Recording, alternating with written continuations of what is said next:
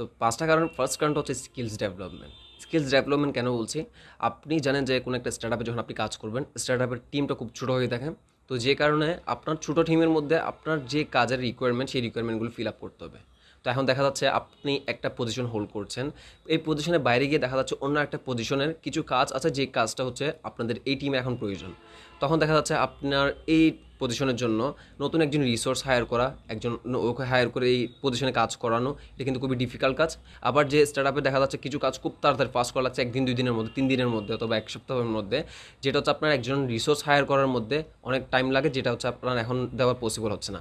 এক্ষেত্রে কী হয় যে আপনি যে পজিশন হোল্ড করছেন, এই পজিশন থেকে বেরিয়ে আপনার নতুন কিছু শিখে, মানে হচ্ছে ওই পজিশনে কাজগুলো শিখে তারপর হচ্ছে আপনার এই কাজগুলো ইমপ্লিমেন্ট করে আপনার প্রজেক্টটাকে এগিয়ে নিয়ে যাওয়ার কাজটাই হচ্ছে স্টার্টআপ আপনি করার সুযোগ পাচ্ছেন।